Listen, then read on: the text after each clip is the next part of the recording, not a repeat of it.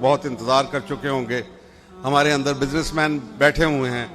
پاکستان کو ایک نئے نظام کی ضرورت ہے, صرف پاکستان کو نہیں, کیونکہ ہمارا اسلام جو ہے وہ صرف مسلمانوں کے لیے نہیں ہے. اٹس ناٹ مسلم اسپیسیفک, یہ ہیومینٹی کے لیے ہے. ورنہ ہمارا رب العالمین کیوں کہلائے؟ اور ہمارے نبی کریم کو اللہ نے خود لقب دیا کہ نبی تم رحمت للعالمین ہو. تو یہ سبھی کے لیے ہمارا جو ایک مشن ہے, اور اس کے اوپر جو فاؤنڈنگ فادرز ہے پاکستان کے, انہوں نے یہ بات کہہ دی تھی. قائد اعظم نے اپنی جو آخری تقریر 1 جولائی 1948 میں کی, اس میں یہ بات واضح کر دی کہ پاکستانی قوم کو ایک مشن دیا گیا ہے کہ آپ نے انسانیت کو ایک نیا نظام عطا کرنا ہے, اور ہمارے آئین کے اندر, ہماری قرارداد مقاصد کے اندر یہ ساری چیز موجود ہے. ابھی میں تقی عثمانی صاحب سے بات کر رہا تھا, وہ جسٹس بھی رہ چکے ہیں سپریم کورٹ کے. آپ نے پتہ نہیں کسی نے ان کا جسٹس سے بات نہیں, خطاب نہیں, مخاطب نہیں کیا.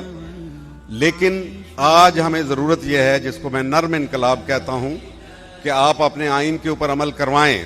آئین میں سب آپ کو نظر آتا ہے, لیکن ہمارا حاکم اعلیٰ اللہ ہے, اور اگر آپ اللہ کی حاکمیت کو قبول کر لیں گے, جو آئینی طور پہ آپ کا فرض ہے کہ آپ کو قبول کرنی چاہیے, تو پھر اللہ کا آئین, اللہ کا قانون وہ قرآن کے اندر آ چکا. اور نبی کریم صلی اللہ علیہ وسلم نے جس دن کہا کہ آج کے دن اے لوگو تمہارا دین تم پہ مکمل ہوا, وہ بات وہاں ختم ہو گئی. ابھی لیکن ریاست مدینہ کے بعد دوسری ریاست جو بنی وہ پاکستان ہے. اس کا فرض ہے انسانیت کو ایک نیا نظام دے دے.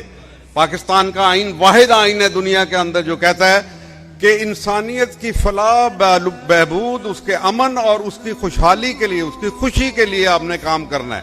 کتنی بڑی بات ہے. کسی دنیا کا آئین یہ نہیں کہتا. امریکن کی خوشی کے لیے کرتے ہیں, برطانوی کے لیے کرتے ہیں, انڈینز اپنے ان کی خوشی کے لیے, لیکن ہم انسانیت کے لیے کرتے ہیں. لہذا یہ وہ چیز ہے جس کے بارے میں اگر آج کر کے دکھا دیں تو پھر اللہ تعالیٰ ہم پہ مہربان بھی ہو جائے گا. اور پھر علامہ اقبال نے اس کے لیے کہا تھا کہ ہفت کشور جس سے ہوں تسخیر بے تیغو تفنگ, تو اگر سمجھے تو تیرے پاس وہ سامان بھی ہے. یعنی مثال پیش کر دے, لیکن کون مثال پیش کرے گا؟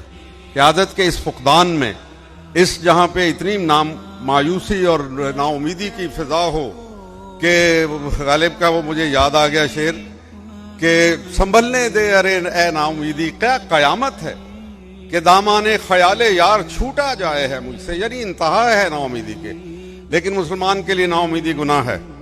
ہماری امید قائم ہے. اللہ تعالیٰ ہم پہ مہربان ہے. تاریخ نے ایک نئی کروٹ لے لی ہے.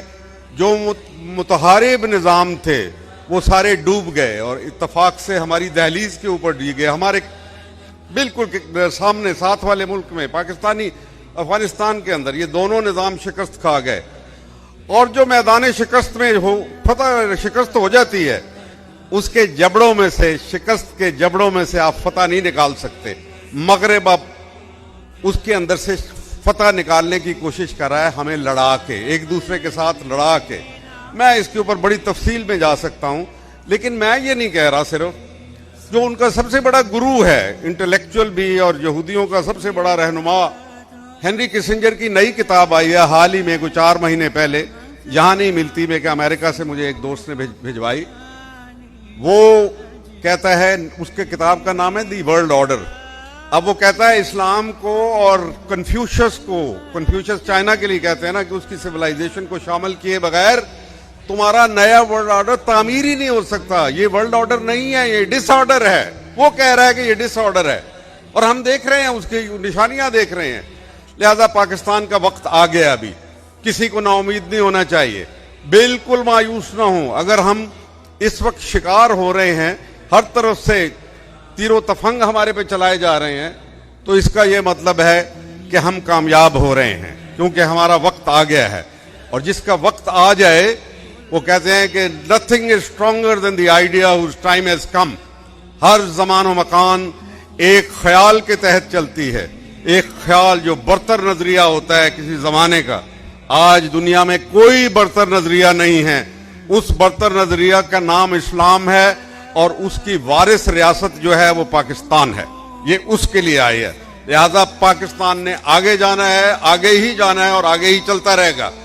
پاکستانی نوجوانوں کے لیے جو یہاں بیٹھے ہوئے ہیں, اور جو سن رہے ہیں، میں یہ آپ کو خوشخبری دینا چاہتا ہوں کہ اللہ تعالیٰ نے آپ کو قیادت کے لیے چن لیا ہے، لیکن آپ کو اپنے اندر کو، ضمیر کو صاف کرنا پڑے گا، آپ کو اپنا کردار سازی کرنی پڑے گی۔ جہاں آپ دنیا کے کام کریں گے، کوئی نہیں کہتا کہ آپ کو روک لیا جائے، آپ ڈائنامزم دکھائیں، اپنی ترقی کریں، بڑھیں، آگے کمائیں، روزگار پیدا کریں، بہت سی خواہشیں پالیں، کوئی حرج نہیں اس کے اندر، بے شمار خواہشیں۔ لیکن میں بہت سی اور باتیں کرنا چاہتا تھا، لیکن وقت کم ہے، تو میں صرف اس دعا کے ساتھ جو علامہ کی ایک دعا تھی کہ تیری خودی میں اگر انقلاب ہو پیدا، عجب نہیں ہے کہ یہ چار سو بدل جائے، تیری خودی میں اگر انقلاب ہو پیدا، عجب نہیں ہے کہ یہ چار سو بدل جائے، اور تیری دعا ہے کہ ہو آرزو تیری پوری، میری دعا ہے تیری آرزو بدل جائے۔ تو اپنی آرزوؤں کو بدلیں، کہ آرزو جب بدلے گی تو اللہ تعالیٰ جب شدت اس اختیار کرے گی آرزو، اللہ اس کو دے دے گا، عطا کر دے گا۔ پاکستان کا یہ اکنامک ماڈل نہیں ہے، یہاں بزنس مین بیٹھے ہوئے ہیں، we have to get rid of it. Market economy, market capitalism ہے، یہ ایکسپلائٹیشن ہے، ہمیں اس کو فارغ کرنا ہے۔